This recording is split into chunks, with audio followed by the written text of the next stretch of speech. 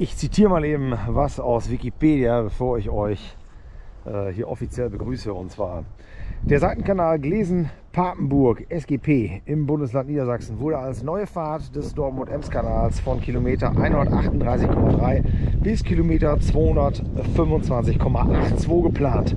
Dadurch sollte die Zahl der Schleusen verringert werden. Das Bauprojekt wurde mit Beginn des Zweiten Weltkrieges aufgegeben, jedoch ist im Gespräch, falls es die wirtschaftliche Lage erfordert, den Kanal zu vollenden. So, weiter haben wir noch aus einer anderen Quelle steht geschrieben: Der hiesige Abschnitt des im Volksmund auch Adolf-Hitler-Kanal genannten Seitenkanals ist jedoch nie fertiggestellt worden und wurde seit 1942 mehr oder weniger der Natur überlassen.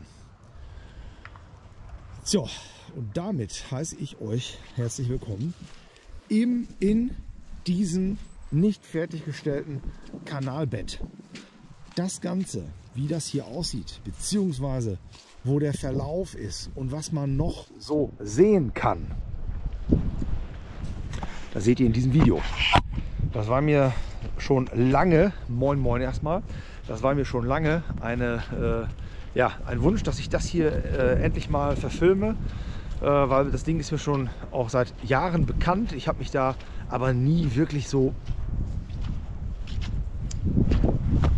eingehend mit beschäftigt, sagen wir es mal so. Und naja, ich habe jetzt eine relativ gute Quellenlage. Man kann diesen Kanal auch sehr schön eben nachvollziehen aufgrund der Luftaufnahmen. Wenn man einmal weiß, wo das Ding anfängt, kann man eigentlich auch ganz gut sehen, wo das endet. Das geht also quasi, fängt hier hinten an, da ist die Schleuse Glesener Schleuse, beziehungsweise davor ist noch eine Schleuse weiter und ich meine, da wäre der eigentliche Startpunkt. Ich habe jetzt nur professionellerweise den Namen, nicht Hasselter Schleuse, glaube ich, oder Hesselter Schleuse. Ich blende es euch ein. Von da sieht man auf jeden Fall eindeutig, wie der Kanal nach oben startet. Wir sind jetzt hier kurz vor Lingen.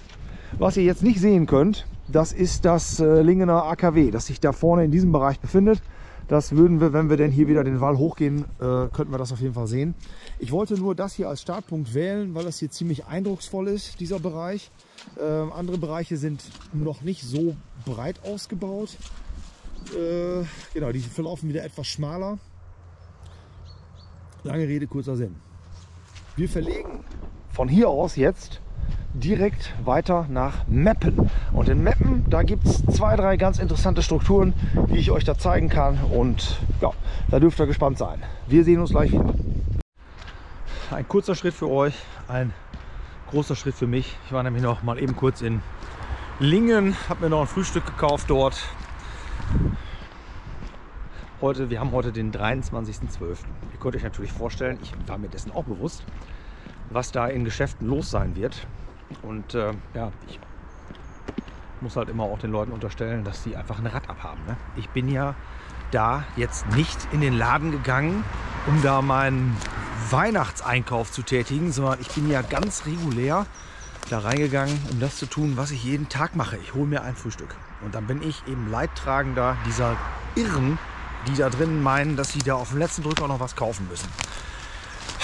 So, von der Lebensrealität jetzt mal zu der Geschichte. Den Standort, wo wir hier sind, markiere ich euch in der Karte.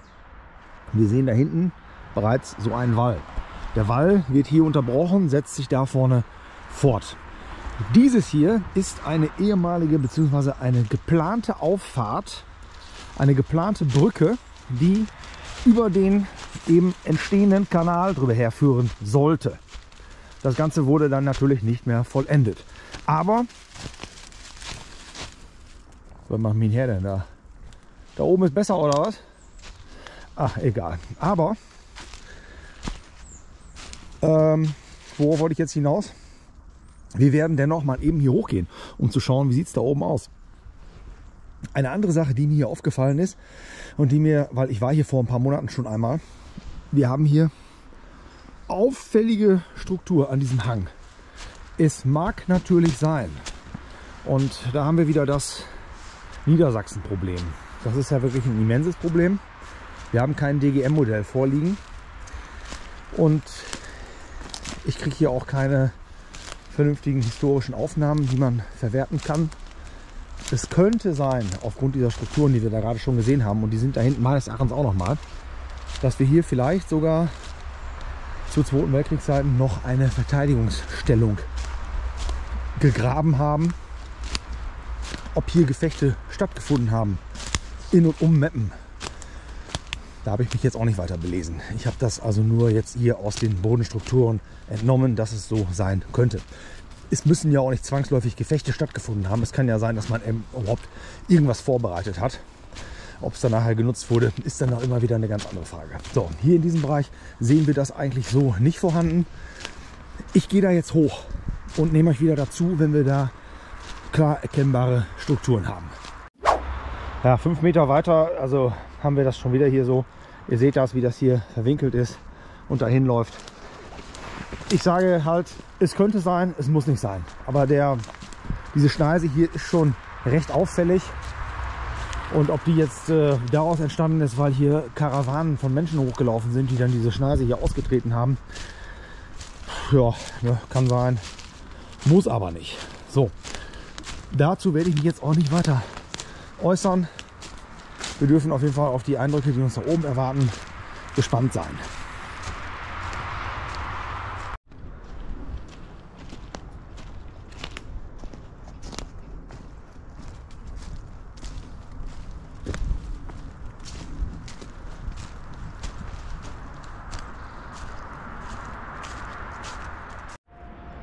Wir sind jetzt relativ hier on top, at the end of the road. Da haben wir was. Hier haben wir irgendwie so einen Eingang. Hier geht es weiter. Jetzt gucken wir hier nochmal. So, pass mal auf. Da geht es runter. Das heißt also, wenn ich das so sehe, hier vorne haben wir dann quasi die Fahrspur. Hier wäre es dann hergekommen. Da wäre es drüber hergegangen. Und hier unten, was sich da befindet, das ist eben dann wieder der Kanal, der nicht weiter ausgebaut wurde. Und was wir da noch sehen können, das schauen wir mal eben. Ja, da unten ist definitiv dieses Kanalbett. Wir gehen da gleich einmal kurz runter, schauen uns das an. Und hier vorne, hier sehen wir halt auch noch wieder, hier geht es mächtig runter, da geht es mächtig runter. Also hier wurde auch wohl scheinbar relativ viel Boden abgetragen. Das sieht zumindest für mich so aus, als wenn wir hier eigentlich natürlicherweise so eine Art Berg haben, in Anführungsstrichen, und man sich dann eben hier durcharbeiten musste. Macht sehr den Eindruck. So, wir gehen noch mal eben kurz gucken da unten. Vielleicht hilft ein Blick auf die topografische Karte weiter. Vielleicht ist das aber auch dann wiederum ja, eigentlich schon wieder zu viel, falls auch wieder keinen interessiert. Ich gucke noch mal nach, was uns da der Kartendienst zur Verfügung stellt. Ja, hier unten waren wir jetzt relativ flott.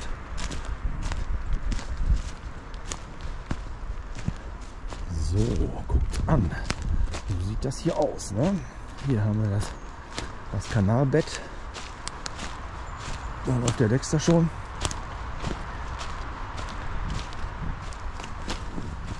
So, guck mal, das ist sogar hier von der Straße aus begehbar. Ja, das sind doch schöne Eindrücke, ne? Also wir stehen jetzt hier mitten quasi im Wasser. Ihr seht rechts wieder den Wall, links den Wall. Ja, und da oben hoch, da wäre dann eben diese Brücke gekommen. Da vorne seht ihr das auch, da wäre dann das andere Brückenwiderlager gewesen. Ja, von dieser Stelle aus sage ich auch schon wieder Ciao Kakao. Und wir verlegen dann zur nächsten Stelle, um die nächsten Eindrücke zu sammeln. Bis gleich. Ja, damit sind wir bei der zweiten Struktur in Meppen. Habe ich übrigens gerade total vergessen. Meppen, die Perle des Emslandes. Da wollte ich euch eigentlich willkommen geheißen haben. Bin ich irgendwie völlig drüber weggekommen. Wo wir hin müssen, befindet sich da geradeaus. Circa diese Richtung findet sich das Stadion des SV Meppen und auch ein schöner Rewe-Markt. Und wenn ihr diese Straße hier weiter folgt, dann kommt ihr zur Werttechnischen Dienststelle 91. Die haben einige Kilometer in diese Richtung. Und wenn ich sage einige, meine ich sehr viele sich ausdehnenden Schießplatz. Das ist aber jetzt nicht Thema des Videos, wird auch nie Thema des Videos werden, da die Wehrtechnische Dienststelle 91 ja nun mal in Betrieb ist und keinerlei Lost Place in irgendeiner Weise. Von daher ist das eh egal. So, pass auf. Das ganze Gesabbel hier hat eigentlich nur den einen Sinn und Zweck, dass ich hier so ein bisschen Zeit überbrücke. Wobei der Weg ist auch noch relativ lang. Ich schalte das jetzt erstmal wieder aus und dann gucken wir mal, was sich da unten tut. Ja, und bevor wir jetzt da nach unten verlegen, mache ich noch mal eben eine ganz kurze Sequenz aus dem Off. Denn dieser Bereich hier ist so ein bisschen unübersichtlich oder auch interessant, je nachdem, wie man das sehen möchte. Ich markiere euch erstmal die Stelle, wo ich gerade angehalten habe, beziehungsweise wo wir uns gerade im Laufen befinden. Und wenn man dann jetzt mal so ein bisschen drauf guckt, oben rechts in dem Gebiet, da sieht man schon die Ausläufer bzw. die Wehrtechnische Dienststelle 91. Und unten links im Gebilde, da seht ihr das Stadion, die Sportplätze. Eins kann ich jetzt auf jeden Fall schon sagen, der obere Platz, der da noch Asche ist, der ist mittlerweile ein Rasenplatz. Rechts gegenüber dieses Ascheplatzes, sag ich mal, in Verlängerung, da seht ihr auch schon wieder den geplanten Kanal. Da kann man das Kanalblatt kann man da schön erkennen. Und direkt neben dem Kanal und der Bundesstraße, also zwischen Kanal und Bundesstraße, da befinden sich Gebäude. Die gibt es aber auch nicht mehr. Die sind also mittlerweile auch schon abgerissen. Wie gesagt, ich weiß jetzt nicht, aus welchem Jahr das Bild ist. Ihr müsst uns selber mal gucken bei Google Earth in der Timeline. Da kann man das ja immer sehr schön zurückdrehen, je nach Gelände oder ja, je nach Struktur, ne, wie viel da eben gerade so fotografiert wurde zu der Zeit. Ihr seht hier oben oberhalb der Bundesstraße ebenfalls wieder den Kanalverlauf, da wo das wieder angefangen hat letztlich. Und ja, genau dahin werden wir jetzt verlegen. Es gibt hier noch eine Zwischenstation in Meppen. Es gibt vielleicht auch sogar noch eine weitere, aber an einer ist mir das bekannt, gibt es auch noch so eine Brückenauffahrt. Das sähe jetzt aber nicht besonders anders aus als die erste, die ich euch gezeigt habe. Deshalb bin ich eben hier direkt zu diesem dritten Punkt gegangen, den ich geplant habe. Ihr seht, da oben fahren Autos lang und da haben wir die B402. Wenn man jetzt diesen Kanal hier weiter bauen wollen würde, dann müsste man diese B402 da erstmal komplett wegbaggern. Da wäre gar nichts zu machen. Wird gar nicht anders gehen, denn hier haben wir schon wieder die rechte Kanalseite und hier links fängt die linke Kanalseite an. Das heißt, wir befinden uns schon wieder in dem Kanal. Deshalb halte ich es auch für relativ utopisch. Also jetzt nicht nur aufgrund der B402, sondern auch aufgrund anderer Bauten, die hier sind, dass das hier nochmal in irgendeiner Weise ausgebaut wird. Das ist schon also mit einem immensen Aufwand verbunden. Und man muss auch betrachten, es wird wahrscheinlich auch der ein oder andere Naturschützer um die Ecke kommen und sagen, hier in diesen Senken haben sich so verschiedene Habitate ergeben für, was weiß ich, den Wüstenpfeifer oder den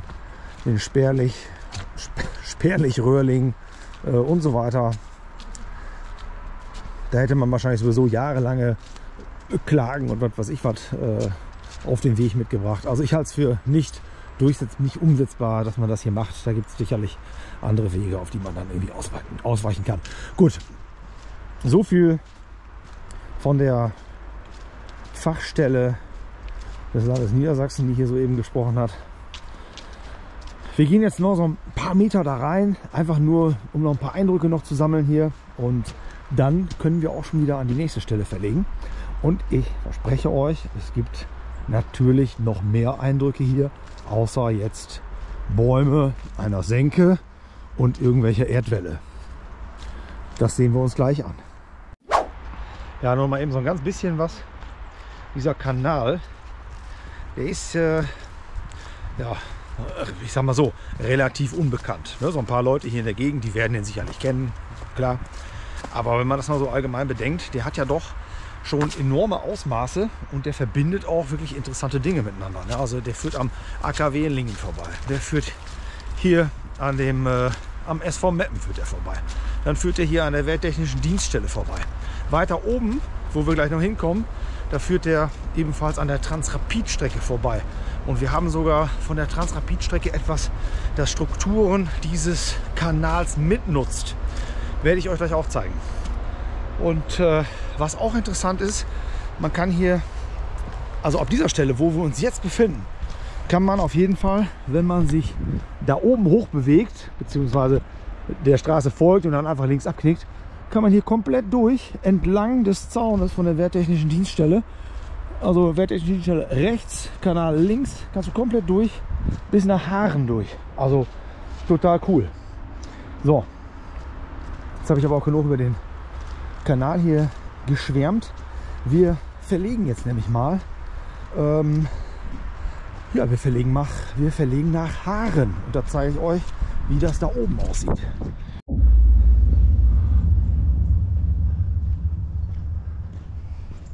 Also ich muss eben eins zu Protokoll geben. Wir sind hier nicht in Haaren. Ich habe nämlich die Stelle in Haaren habe ich auch ausgeklammert, weil die wäre jetzt auch nicht so interessant gewesen. Ich hätte euch da lediglich von einer Begegnung berichten können. Und diese Dame, die ich da getroffen habe, die hat mir eben erzählt, dass das, was man da sieht, der sogenannte Adolf-Hitler-Kanal ist. So, das war jetzt nicht so, ne? Ist jetzt nicht mega wichtig. Deshalb sind wir gleich weitergefahren nach Laten. Und wir haben hier das Wahrzeichen des Emslands. Das ist nämlich die Transrapid-Teststrecke. Und da gibt es ja immer wieder Überlegungen, ob man das nicht abreißen soll. Also ich meine, wenn das Emsland sich selber um das Wahrzeichen überhaupt bringen möchte, bitte reißt es ab, ne?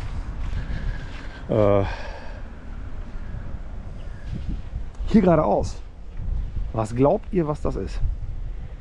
Richtig, das ist der Kanal. Und zwar ist der Kanal an einigen Stellen mit Wasser gefüllt. Der geht dann eben nicht weiter. Da vorne müsste er weiter fließen, tut er nicht. Und das wollte ich euch jetzt aber mal eben auch zeigen, weil wir hier nämlich schön die Begegnung zwischen Kanal und der Transrapid-Teststrecke haben. Dazu verlegen wir da vorne in den Bereich und schauen uns mal eben an, wie das da aussieht. Bis gleich. Ich habe total vergessen. Das ist hier diese Geschichte, warum das hier das Wahrzeichen des Emslandes ist. Ich kann euch das ganz genau begründen, warum ich das alles so sehe. Wie meine Sicht auf die Dinge ist hier. Es war so um 2002, 2003. Da habe ich hier im Emsland Ware ausgeliefert, damals noch für einen Quelle-Möbelstützpunkt. Und während ich hier so die Ware auslieferte, und ich war hier vorher noch nie, da habe ich das Ding hier gesehen, was da im Hintergrund ist.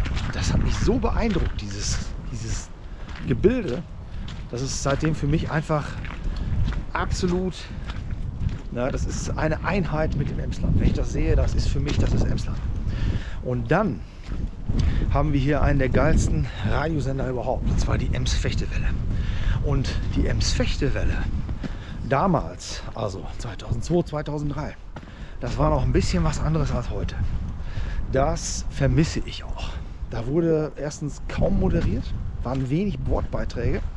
Wenn, dann war das so richtig Bürgerfunk. Also das hatte einen ganz besonderen Charme. Da war auch ganz spezielle Musik, so Nischenmusik, auch mal so 70er Jahre Oldies und sowas. Dinge, die man so im normalen Radio eigentlich nicht hörte. Und dann kann ich mich noch an eine Sendung erinnern, die hat jemand moderiert. Da bin ich mir nicht mehr ganz sicher. Ich meine, dass der auch Mitglied der sogenannten Emsland Hillbillies war, also einer Country-Truppe. Und ich weiß auch gar nicht, ob es die Emsland Hillbillies noch gibt. Das müsste ich auch mal googeln. Und da erzählte der was irgendwie von Amerika-Reisen und so. Und also das fand ich total interessant. Und auch die Eigenwerbung, die damals für die Ems-Fechtewelle lief, das waren immer so kleine Einspieler, die da alle, was weiß ich, eine halbe Stunde oder so kamen. Das hatte so viel Charme, das war so geil. Das ist leider heute nicht mehr so. Das ist halt, wenn du heute Ems-Fechtewelle anmachst, dann hast du da Gerd Brümmler und die Schlagerparade. Und dann dann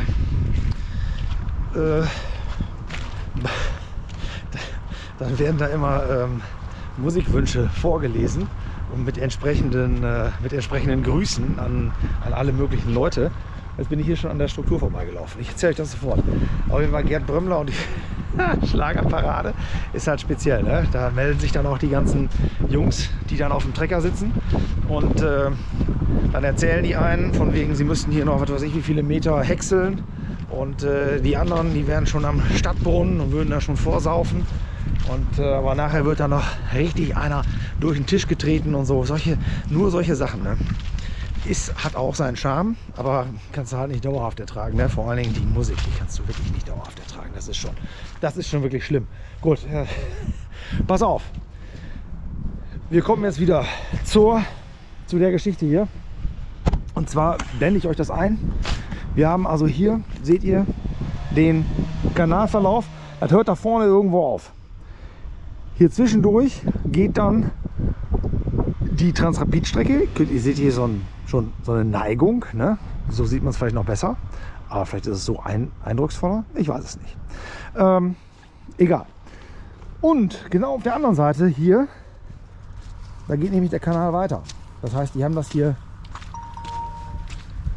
verfüllt, um eben die Möglichkeit zu schaffen, dass hier die Transrapid-Strecke durchgehen kann. Das heißt, wo wir hier stehen, war auch mal Kanal. Das haben sie aber aufgefüllt, um das hier bauen zu können.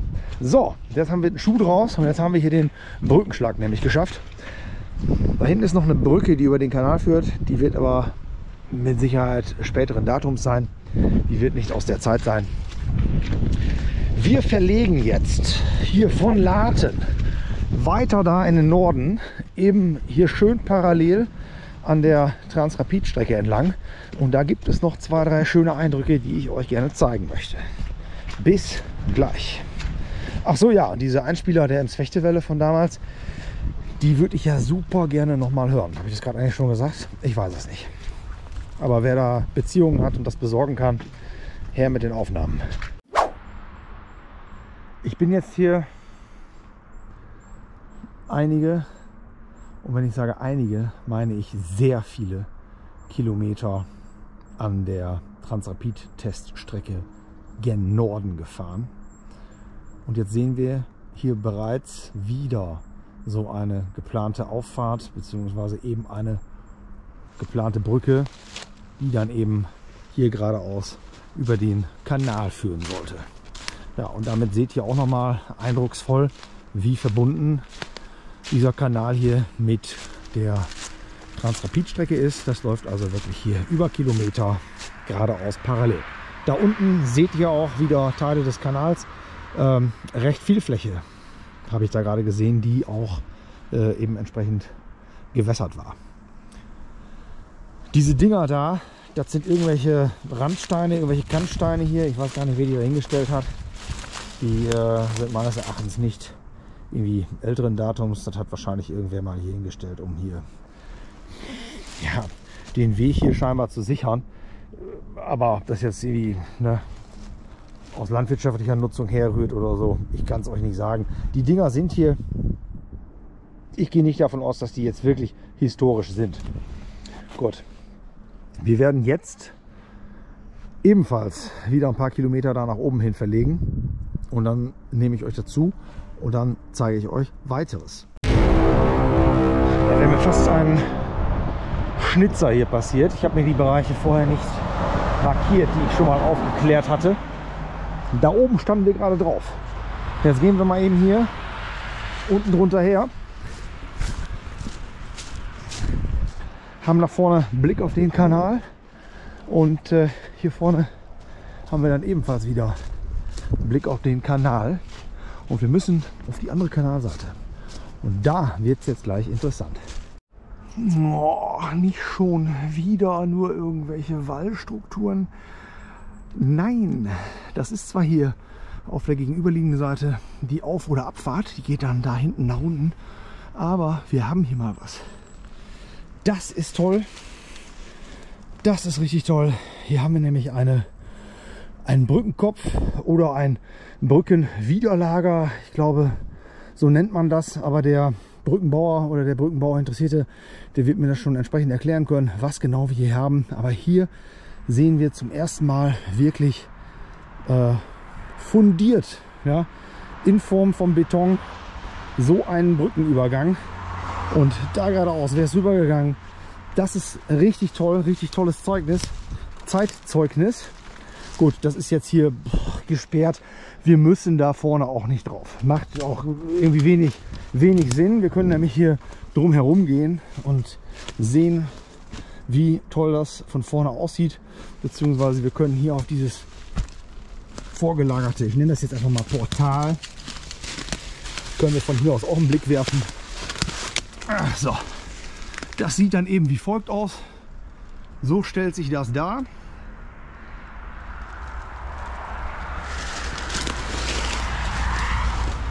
Und von vorne haben wir dann eben diese Struktur. Guck hier, da waren mal irgendwelche Öffnungen. Ob das irgendwie Revisionsschächte für irgendwas sind, das mag gut sein. Wie gesagt, brückenbautechnisch kenne ich mich da nicht so aus. Oh ja, da führt irgendwie auch richtig so ein Gang rein. Warte mal, das zeige ich euch aber trotzdem mal eben kurz mit der Taschenlampe hier. Wenn ich dann nachher noch Beschwerden kommen. Ich hoffe auch nicht, dass jetzt hier irgendwie so ein Drache oder sowas rauskommt. Ach, guck mal hier, das sind nur so ganz kleine, Kammern quasi, die dann da hier noch drin waren. Ja, die werden irgendeine technische Bewandtnis gehabt haben. Also wer sich mit Brückenbau auskennt, der darf sich da gerne zu auslassen. Und wir filmen das noch einmal ganz kurz hier auch von dieser Seite ab. So sieht das Ding aus. Und ja, ich finde sowas stark. Ne? Das sind tolle Zeitzeugnisse, die wahrscheinlich auch einfach nicht viele Leute auf dem Schirm haben, dass das hier ist. Ja, und hier vorne haben wir dann entsprechend den Kanal. So, was ich gerade angekündigt habe, dass wir da hinten in die Richtung weiter verlegen, das mache ich genau jetzt. Und zwar mit diesen letzten Eindrücken. Die nächste Struktur, die hier vor uns liegt. Da hinten, das seht ihr, da teilt sich auch wieder die Transrapid-Strecke. Die macht dann da einen riesengroßen Bogen und kommt dann hier wieder an. Da vorne seht ihr schon was, da gehen wir gleich drauf ein. Wir gehen jetzt erstmal hier zur Linken und schauen uns das an, was wir dort sehen.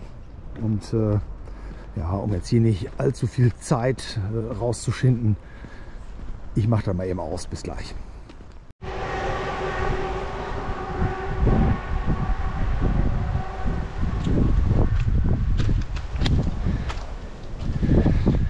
Take a look at this. Hier haben wir mal wieder eine unserer beliebten, nicht vollendeten Auffahrten.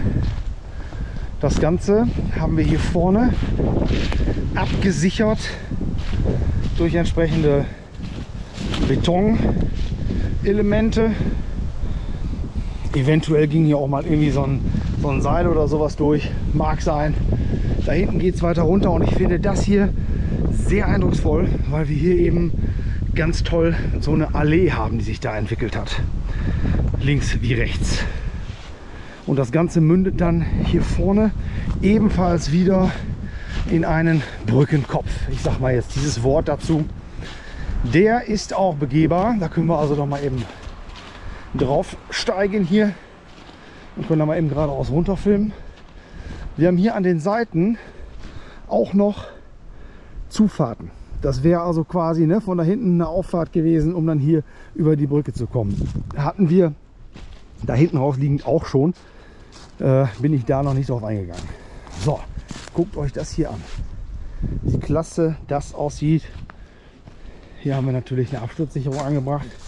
Die finde ich hier auch schon nötig.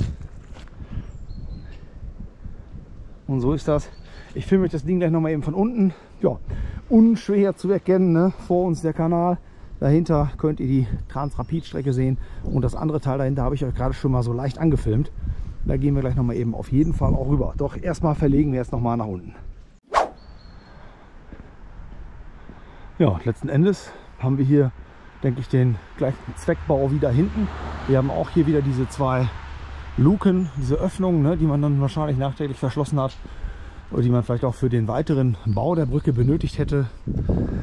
Was wir hier jetzt nicht sehen, das ist hier so eine Backsteinstruktur, die wir bei dem anderen hier hatten. Da haben wir also so einen Klinkerstein, der ist jetzt hier nicht gesetzt worden, oder eventuell hat man auch diesen Sturz eben später dahin gemacht, um das Ganze ja, irgendwie noch abzusichern, wobei mir das vom Fahrradfahrer, wobei mir das hier so eigentlich aussieht, als wenn das da auch damals schon so angebracht worden ist.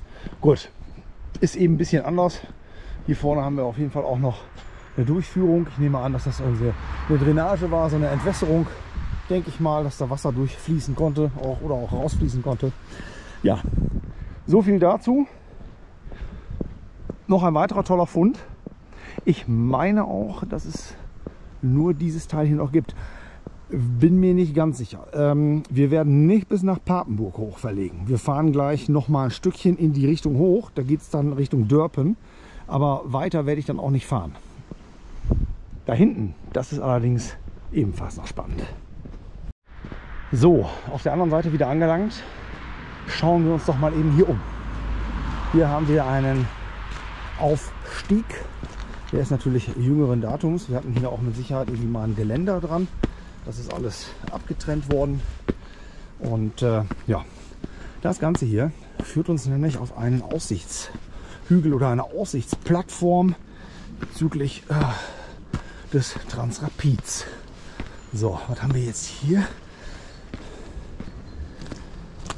Das irritiert mich jetzt gerade so ein bisschen. Was das soll, weiß ich nicht. Vielleicht einfach nur eine Warnung, dass man nicht gegenläuft. Irgendwer hat hier das Pflaster hochgenommen. Ja, über Sinn und Unsinn kann man hier streiten. Ich weiß nicht, was das soll. Gut, es ist halt hochgenommen worden. Wenn ich mich recht erinnere, stand in diesem Bereich auch mal so ein Schäppchen. Hier stand eine Hütte. In der Hütte waren auch so das Typische so eingeritzt.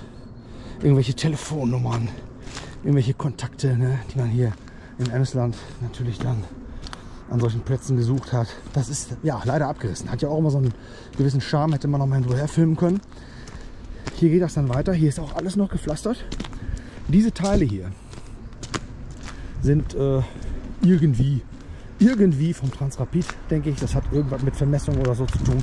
Die stehen überall mal wieder in der Peripherie rum. Transrapid ist jetzt aber auch nicht unser Thema. Wenn das mein Thema wäre, dann würde ich sagen, ich suche euch das noch raus oder ich wüsste das vielleicht bis dahin. Wir gehen nämlich jetzt hier weiter und das hier ist ja letzten Endes genau das gleiche, was wir da hinten gesehen haben. Hier haben wir ja die Straße, die eben nachher dann zur Brücke werden sollte.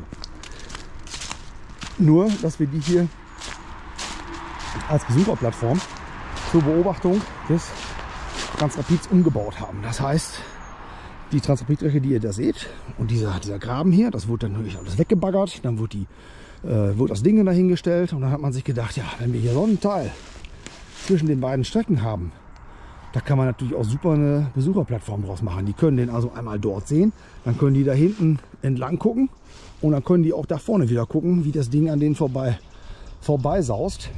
Und deswegen haben wir hier eine schöne Nachnutzung dieser Auffahrt. Das ist es, was ich euch hier zeigen wollte, und was wir natürlich auch sehen, ist diese fantastische Allee, die sich hier auch eben über die Jahre gebildet hat. Ich werde jetzt, hatte ich ja gerade schon angekündigt, nochmal da hinten runterfahren Richtung Dörpen und wir gucken mal, ob es da noch ein, zwei Dinge gibt. Wenn es die nicht gibt, gibt es eben eine Abmoderation. Wir sehen uns also gleich auf jeden Fall noch einmal wieder.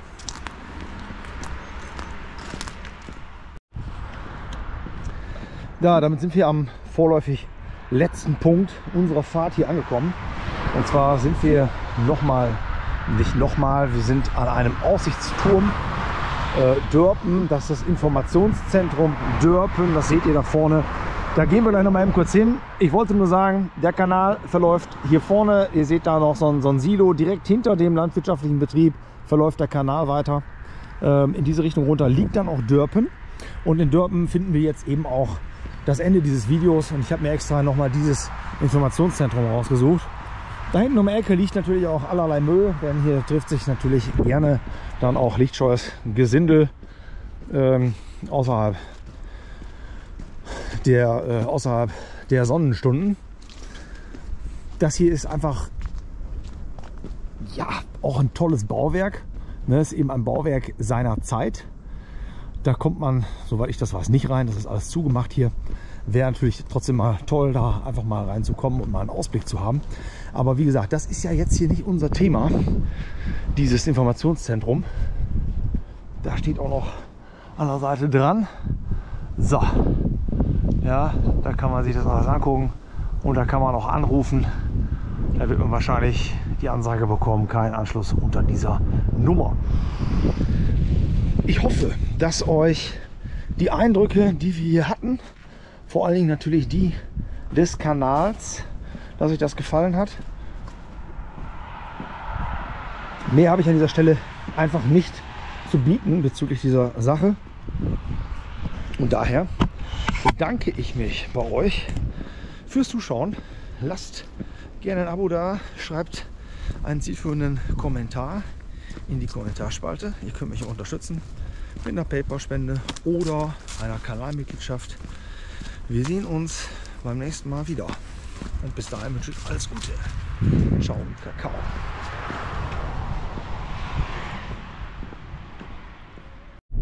Fällt mir im Auto noch ein, ne? Emsland, bestes Land.